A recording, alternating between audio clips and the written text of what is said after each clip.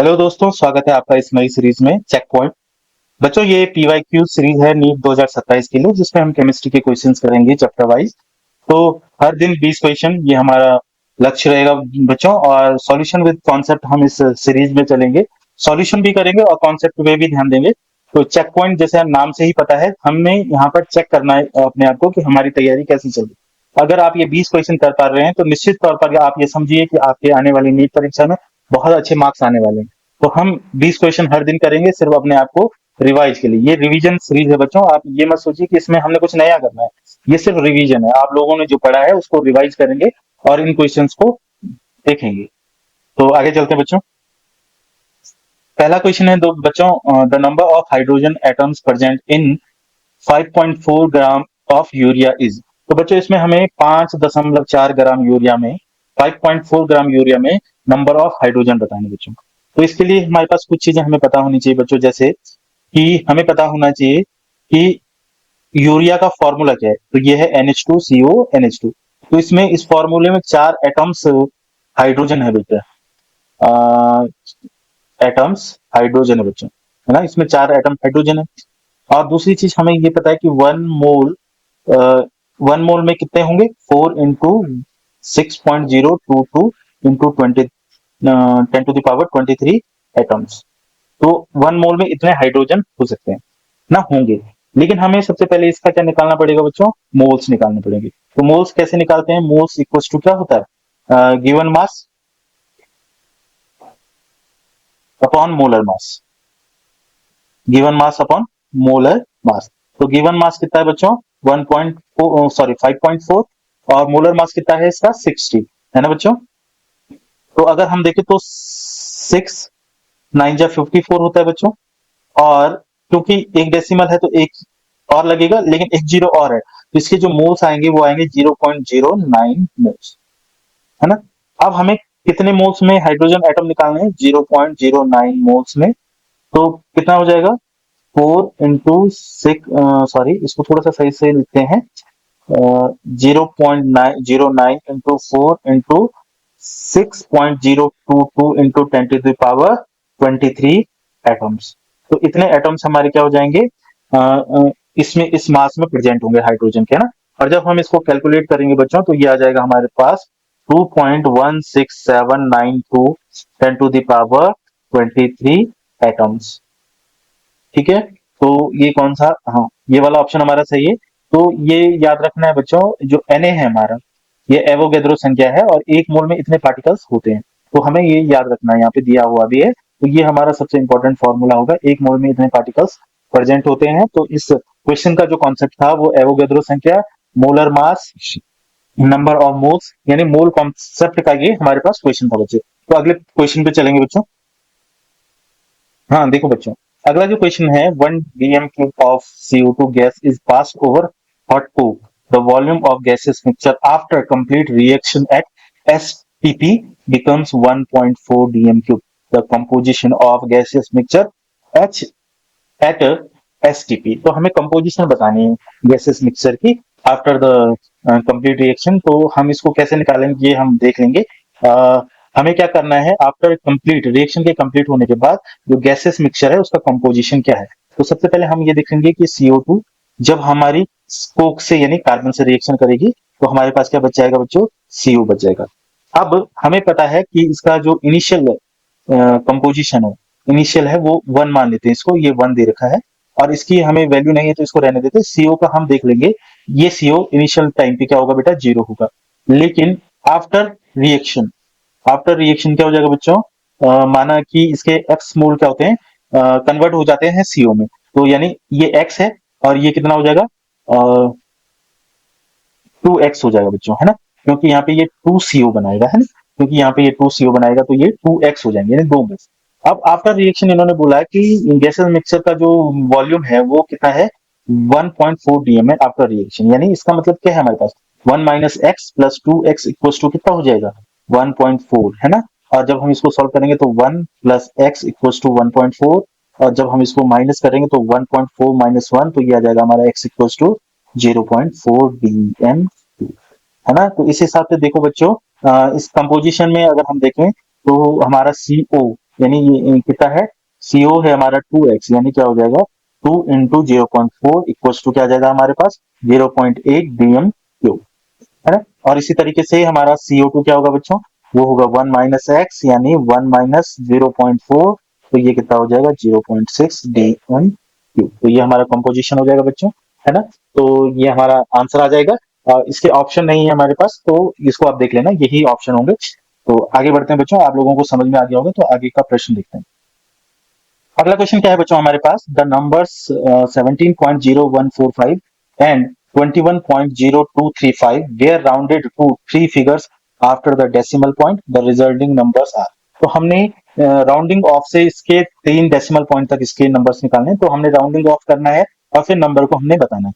तो आप लोगों को जैसे ही पता होगा कि राउंडिंग ऑफ का कॉन्सेप्ट कॉन्सेप्ट क्या होता है बच्चों। राउंडिंग ऑफ में दो कॉन्सेप्ट होते हैं, कि अगर हमारा जो राउंडिंग ऑफ वाला डिजिट है वो हमारा लेस देन 5 है बच्चों, तो हम क्या करते हैं, राउंडिंग ऑफ से पहले वाले डिजिट में कोई भी चेंज नहीं करते हैं, है ना, अनचेंज्ड रहता है। अगर लेस देन है किससे, 5 से।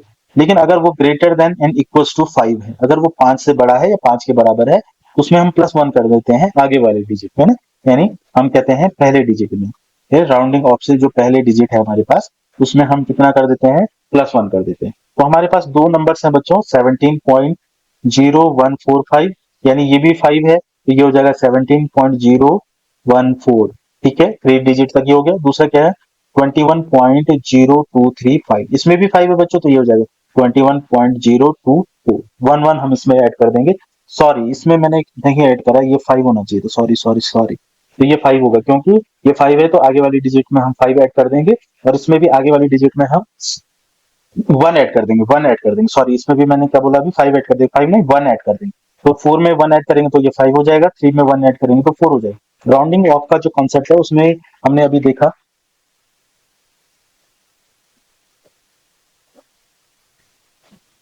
बच्चों राउंडिंग ऑफ का जो कॉन्सेप्ट है, मैंने उसमें क्या कहा कि अगर हमारी डिजिट, राउंडिंग ऑफ वाली डिजिट अगर हमारे लेस देन 5 है, तो वो उसके आगे वाली डिजिट अनचेंज्ड रहती है।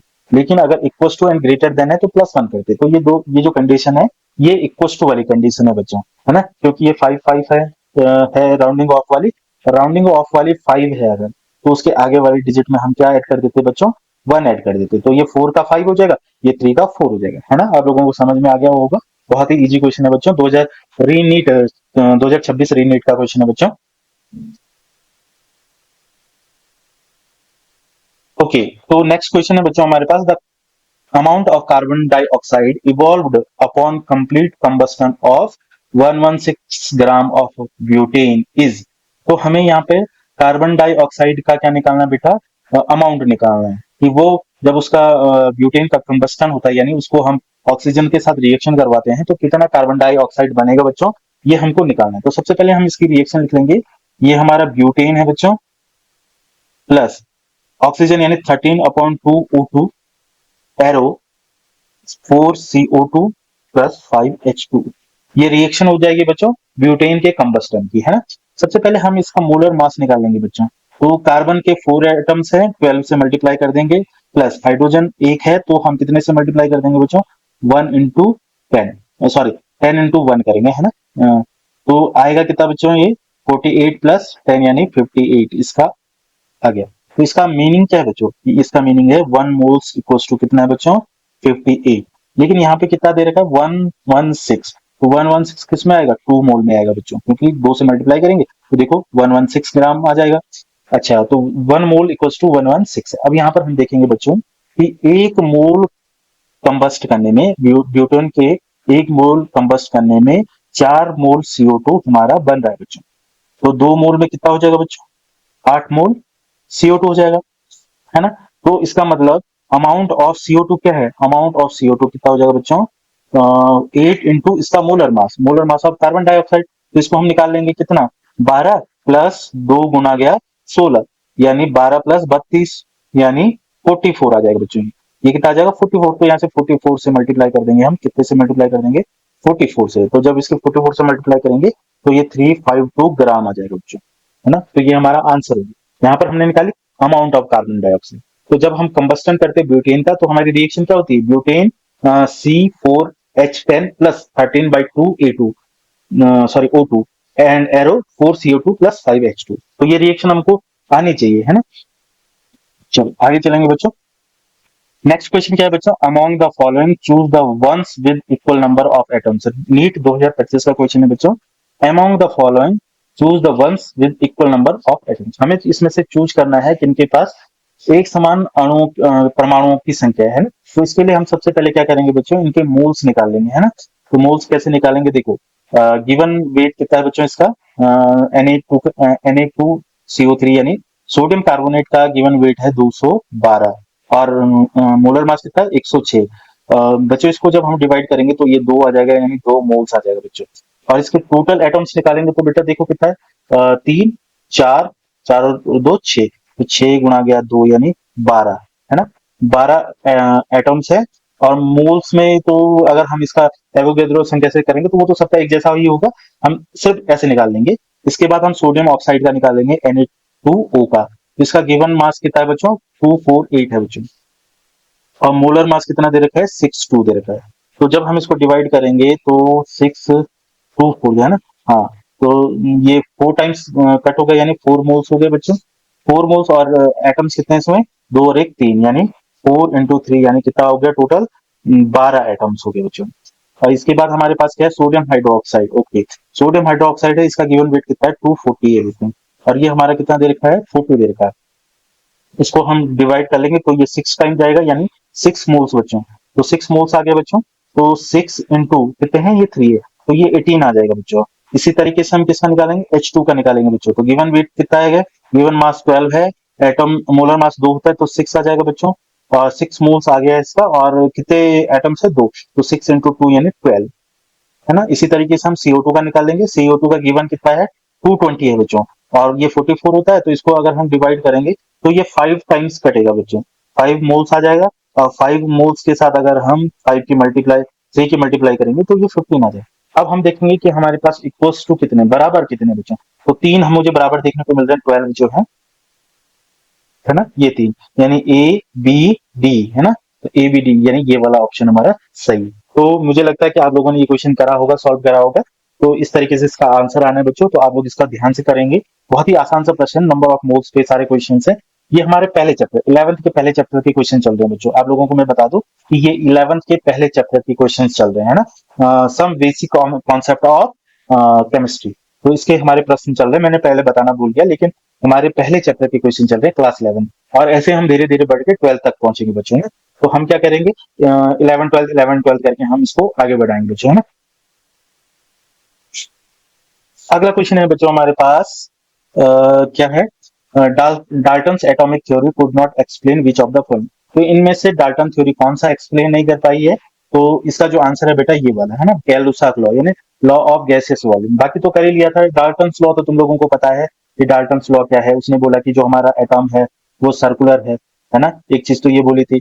फिर उसने बोला था कि ये जो एटम है वो क्या है बच्चों, एटम है ये सबसे छोटी यूनिट है ना। फिर इसने बोला था कि इनका जो वेट है वो कंजर्वेशन लॉ भी ये फॉलो करता है, क्योंकि उसने बोला था कि ये समान परमाणु से बने हुए हैं, same same type of molecule से बने हुए मेटल, है ना। Same type of metal is made of same type of atoms, है ना।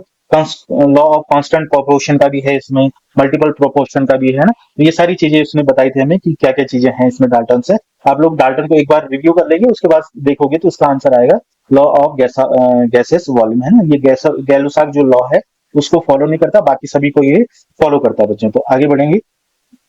नेक्स्ट क्वेश्चन है बच्चों हमारे पास, the highest number of helium atoms is in. तो इनमें से किसमें हीलियम के एटम सबसे ज्यादा होंगे। तो हम देख लेते हैं बच्चों। जैसा हमको पता है बच्चों कि 1 मोल में जो एटम्स होते हैं किसी भी पदार्थ के, किसी भी मेटल के, 1 मोल में कितना होता है, 6.022 इंटू 10⁻23 पार्टिकल्स होते हैं, या एटम्स होते हैं, या मॉलिक्यूल्स होते हैं। वो डिपेंड करता है कि हमसे क्या पूछा गया है, तो हम पार्टिकल्स ले लेते हैं। अब हमें पूछा गया है कि बताना है, तो हम इसको मोल में कन्वर्ट कर देंगे। जैसे पहला तो 4 मोल में ही है, फिर पहला तो 4 मोल है, दूसरा 4U, इसका मतलब क्या है, यूनिफाइड यूनिट है बच्चों, मास की, है ना। तो ये मॉलिक्यूल के लिए दी जाती है यूनिफाइड यूनिट। तो ये भी ये इक्वल्स टू हो जाएगा बच्चों 1 मोल, है ना। दूसरा क्या है, 4 ग्राम। तो 4 ग्राम भी इक्वल्स टू होता है बच्चों 1 मोल क्यों होता है? क्योंकि एक हीलियम एटम का जो वेट होता है, मास होता है, वो मोलर मास होता है, वो कितना होता है? 4 ग्राम होता है। दूसरा दे रखा है 2.271098 लीटर। तो अगर एसटीपी में हम देखें बच्चों, तो एसटीपी पे 1 मोल का जो वॉल्यूम होता है बच्चों, वो 22.4 लीटर होता है। इसका मतलब जो ये वैल्यू है, ये 1 से क्या है? कम है बच्चों, 1 मोल से कम। तो यहाँ पे सबसे ज्यादा मोल किसमें? इसमें, यानी इसमें सबसे ज्यादा पार्टिकल्स होंगे। तो इसका ऑप्शन जो होगा वो 4 मोल होगा बच्चों, है ना। नेक्स्ट क्वेश्चन है बच्चों हमारे पास, 1 gram of sodium hydroxide was treated with 25 ml of 0.75 molar HCl solution. The mass of sodium hydroxide left unreacted is equals to. तो इस रिएक्शन में ही हमें अमाउंट ऑफ सोडियम हाइड्रोक्साइड निकालनी है जो अनरिएक्टेड, जिसमें रिएक्शन के लिए उसके पास HCl नहीं था, जो बिना रिएक्शन के रह गई, उतनी अमाउंट हमें निकालनी है सोडियम हाइड्रोक्साइड की। तो इसमें हम सबसे पहले रिएक्शन को देख लेंगे बच्चों कि रिएक्शन हमारे पास क्या आती है। तो जैसा कि आप लोगों को पता है, अगर हमारे पास सोडियम हाइड्रोक्साइड है, अगर वो HCl से रिएक्शन कर रहा है, तो क्या बनेगा? NaCl plus H2O। ओके, अब हमें सबसे पहले इसके मोल्स निकाल लेने हैं। तो कितना है ना, तो इसका जो मोलर मास है बच्चों, मोलर मास सोडियम हाइड्रोक्साइड का, वो 40 होता है बच्चों, है ना। कितना होता है? 40 होता है। अच्छा, ये 1 ग्राम बोला है, तो इसके मोल्स कितने हो जाएंगे बच्चों? 1/40, है ना। और अगर हम इसको कैलकुलेट करें तो ये आ जाएगा 0.025। इसी तरीके से हम HCl के मोल भी निकालेंगे, है ना। तो HCl की जब हम मोल निकालेंगे, तो इसके लिए तो ग्राम में वैल्यू दी नहीं है, ये ml में वैल्यू दी है, तो कैसे निकालेंगे? तो देखिए, वॉल्यूम दे रखा है और इसकी मोलरिटी दे रखी है, तो मोलरिटी के फॉर्मूले से हम इसमें मोल्स निकालेंगे। तो मोलरिटी का फॉर्मूला क्या होता है बच्चों? Number of moles upon volume, है ना। अच्छा, ये जो वॉल्यूम है बेटा, ये ml में, तो इसको भी हम कन्वर्ट करेंगे। तो देखो, मोलरिटी कितनी है? 0.75, और नंबर ऑफ मोल्स, है ना, इसको मैं इधर की तरफ लिख लेता हूँ।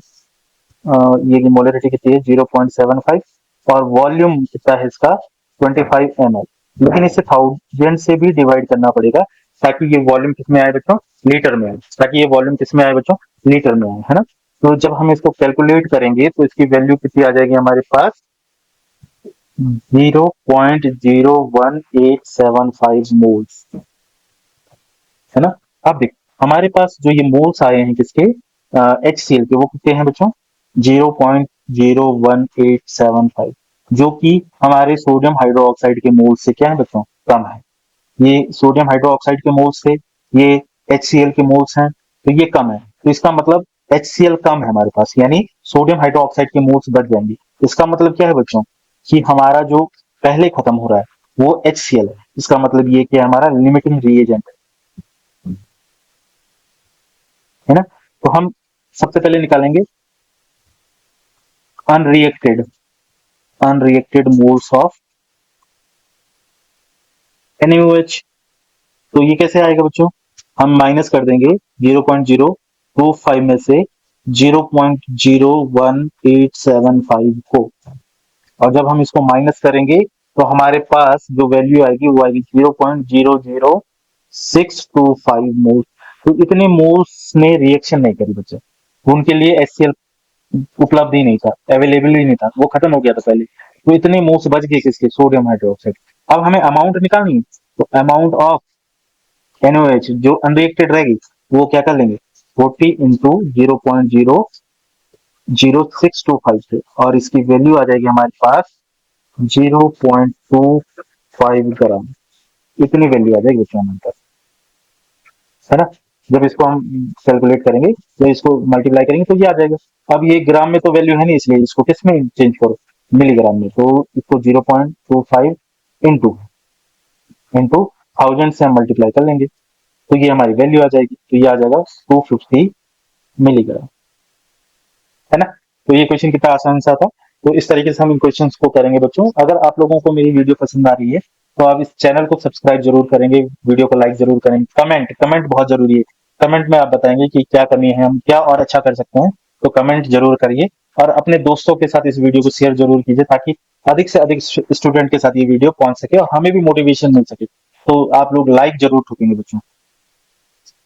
तो नेक्स्ट क्वेश्चन है बच्चों हमारे पास, a compound X contains 32% of A, 20% of B and the remaining percentage of C, then the empirical formula of X is given atomic mass A equals to 64, B equals to 40, C equals to 32 U. Unified unit देखिए दोस्तों। तो हमारे पास सबसे पहले हम इनका percentage देख लेते हैं। एम्पिरिकल फॉर्मूला निकालना आप लोगों को आता होगा, ए बी सी इस तरीके से लिख लेंगे। परसेंटेज देख लो कितना है, 32, 20, 52 हो गया, तो इसका कितना हो गया, 48। मोल्स निकाल लेंगे बच्चों। मोल्स कैसे निकालते हैं, 32 अपॉन 64 है ना, मोलर मास से 40 अपॉन 20 और 48 अपॉन 32। देखो ये 1/2 आ जाएगा, ये हमारा 1/2 आ जाएगा और ये हमारा 3/2 आ जाएगा, है ना। 16 से डिवाइड करेंगे तो 3/2 आ जाएगा। अब देखो हमें इसका सिंपल रेशियो निकालना है बच्चों। तो सिंपल रेशियो के लिए हम क्या करेंगे बेटा, इसको 2 से डिवाइड कर देंगे। तो 1/2, 1/2 इंटू टू, 3/2 इंटू टू, तो ये आ जाएगा 1, ये आ जाएगा 1, ये आ जाएगा 2। इससे ये फॉर्मूला क्या आ जाएगा, ए बी सी 3, है ना। तो ये हमारा और ये 3 आएगा ना, तो ये हमारा आंसर हो जाएगा ए बी सी 3, है ना। तो ये सिंपल सा क्वेश्चन था हमारे पास। इस तरीके से हम करेंगे। इंपीरिकल फॉर्मूला निकालना आता है, इसमें आप लोगों को पता होना चाहिए कि जो मॉलिक्यूलर फॉर्मूला होता है, मॉलिक्यूलर फॉर्मूला होता है उसका कैसे निकालते हैं, एन इंटू एम्पीरिकल फॉर्मूला। अच्छा, दूसरा इसमें एन कैसे निकालते हैं, तो ये होता है हमारा molar mass upon empirical formula mass, है ना। तो ये आगे पे आएगा हमारे पास, तो तब हम इसको करेंगे। अगले क्वेश्चन में बढ़ते हैं बच्चों। नेक्स्ट क्वेश्चन है बच्चों हमारे पास, 4.74 gram of an inorganic compound contains 0.39 gram of के, 0.27 gram of aluminium, 1.92 gram of sulfate radicals, and 2.16 gram of water. If the molecular mass of compound is 948 gram mole inverse, the molecular formula of inorganic compound। तो हमें ग्राम में value दे रखी है बच्चों, और ऊपर से हमें बोला है कि हमें क्या निकालना है, हमें निकालना है मॉलिक्यूलर फॉर्मूला, है ना। तो हम सबसे पहले वही चीजें होनी यहाँ पर जो हमने पीछे करी हुई थी, इंपीरिकल फॉर्मूला निकालना पड़ेगा, फिर मॉलिक्यूलर फॉर्मूला, है ना। तो देखिए ये इक्वल्स टू कितना दिया है हमारे पास, 0.39 ग्राम, और इसका मॉलिक्यूलर फॉर्मूला होता है 39, ठीक है। तो यहाँ से इसके नंबर ऑफ मोल्स जो आएंगे बच्चों वो आ जाएगा 0.01, है ना, जब इसको डिवाइड करेंगे, ठीक है। इसी तरीके से एल्यूमिनियम का है बेटा 0.27, तो इसका जो मोलर मास होता है वो 27 होता है, तो इसका भी क्या आ जाएगा, 0.01 आ जाएगा बच्चों। इसके बाद हमें सल्फेट दे रखा है बच्चों, सल्फेट, है ना, सल्फेट आयन दे रखा है। तो सल्फेट आयन कितना दे रखा है, 1.92। अगर हम सल्फेट देखें तो 32 प्लस ऑक्सीजन 4 है तो 16, 16 चौको 64 प्लस 32, है ना। तो ये 96 हो रहा है बच्चों, है ना। तो 96 से हम इसको जब डिवाइड करेंगे तो बच्चों ये हमारा 2 टाइम्स हो जाएगा, है ना। तो 180 प्लस 12, है ना, तो ये 0.02 आ जाएगा। इसी तरीके से वाटर बच्चों, वाटर का कितना दे रखा है हमारे पास, 2.16, और वाटर तो 18 होता है, आप लोगों को पता है। और जब हम इसको डिवाइड करेंगे तो ये 12 टाइम्स हमारा कट होगा, यानी ये आ जाएगा 0.12, है ना। तो यहां से अगर हम इसका सिंपल रेशियो निकालेंगे तो 1, 1, 2 एंड 12। अब इसको जब हम ऐड करेंगे बच्चों तो ये इसका मोलर मास, अच्छा पहले हम देख लेते हैं। तो इंपीरिकल जो फॉर्मूला आता है हमारे पास, इंपीरिकल फॉर्मूला वो आ जाएगा यहाँ से ए ए एल सल्फेट यानी SO4 का ट्वाइस और 12H2, और यहाँ से इसका जो मास आएगा, इंपीरिकल मास आ रहा है, वो हम इसको ऐड कर लेंगे तो कितना आ जाएगा, 39 प्लस 27 प्लस 192 प्लस इसको जोड़ लेंगे तो 1216, और इसको जब ऐड करेंगे बच्चों तो ये आ जाएगा हमारा 474 ग्राम मोल इनवर्स। लेकिन बच्चों यहाँ पे हमें ना मोलर मास दे रखा है, मोलर मास हमें पहले से गिवन है। मोलर मास दे रखा है हमारे पास, कितना देगा, 948, और इसको हम जब डिवाइड करेंगे किसे, 4 से, तो ये 2 टाइम्स कट हो जाएगा, है ना। 2 टाइम्स ये कट हो जाएगा हमारा, तो यानी एन जो आ गया हमारे पास वो 2 आ गया। तो यहाँ से मॉलिक्यूलर जो फॉर्मूला है है ना। मॉलिक्यूलर जो फॉर्मूला है हमारे पास, मॉलिक्यूलर फॉर्मूला, वो बेटा n इंटू क्या होता है, इंपीरिकल फॉर्मूला है ना, n इंटू इंपीरिकल फॉर्मूला। और इंपीरिकल फॉर्मूला तो 2 है, तो यहाँ से हम देखो क्या आ जाएगा, दो दो की गुणा कर देंगे इसमें, तो ये आ जाएगा हमारे पास K2, K2 आ गया, है ना। अब ये K2 करेंगे तो देखो ये सल्फेट आयन 4 हो जाएंगे ना, तो एक इसके साथ ले लो, तो ये इसकी बैलेंसी बराबर हो जाएगी, पॉइंट Al2 हो जाएगा। तो इसमें जो SO4 है वो 4 3 लेने पड़ेंगे ताकि इसकी बैलेंसी बराबर हो जाए, है ना। तो सल्फेट बराबर हो गए, और वाटर भी हम क्या ले लेंगे, 24 ले लेंगे, क्योंकि 2 गुना करना पड़ेगा, यहाँ भी 2 गुना होगा तो 12 और 24 हो जाएगा, तो इससे हमारा ये वाला आंसर ठीक हो जाएगा, है ना। तो मॉलिक्यूलर फॉर्मूला हमने निकाल लिया, आप लोग समझ गए होंगे।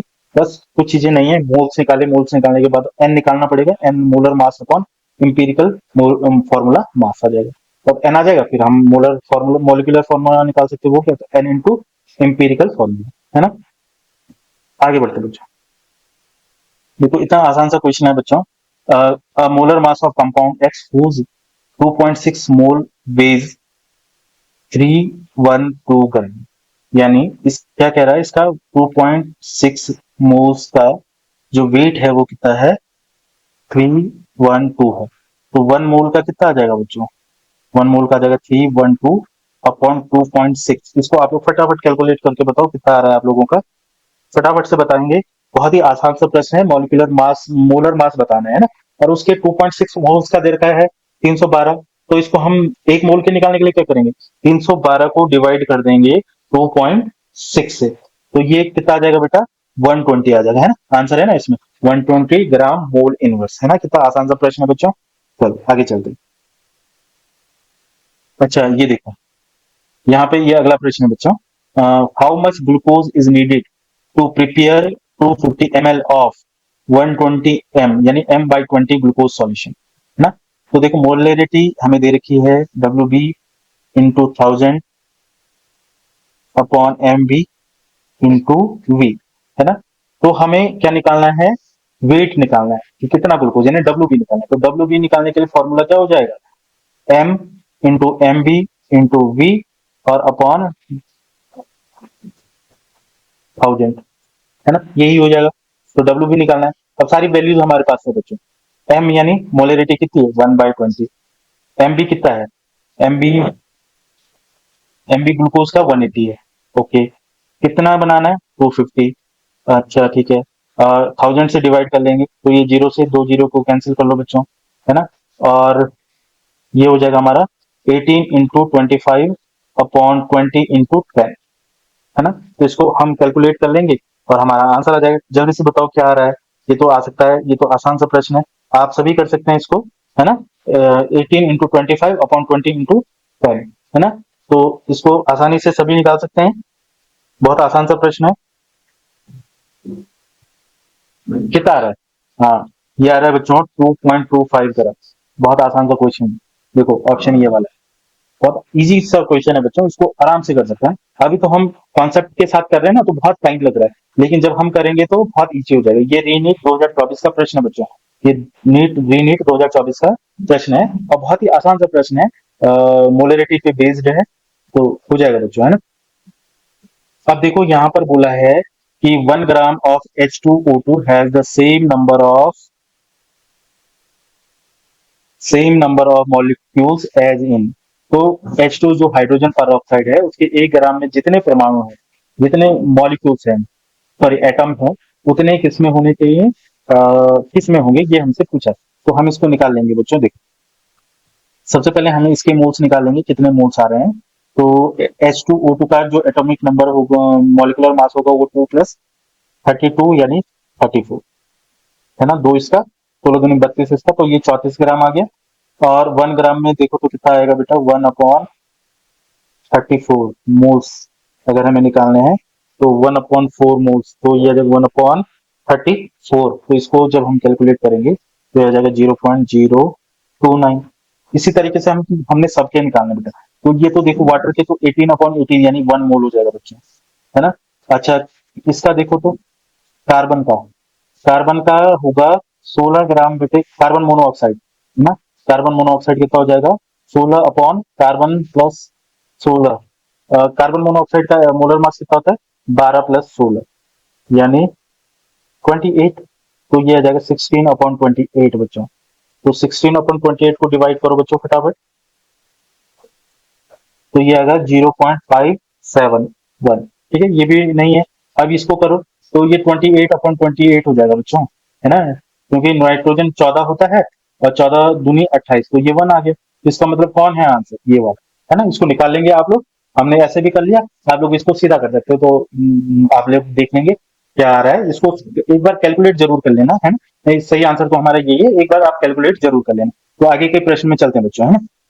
नेक्स्ट क्वेश्चन हमारा ये है बच्चों, a sample of your silicon dioxide has mass of 60.08 gram, the number of oxygen atoms present in the sample. Okay, तो इतने ग्राम में कितना है ना।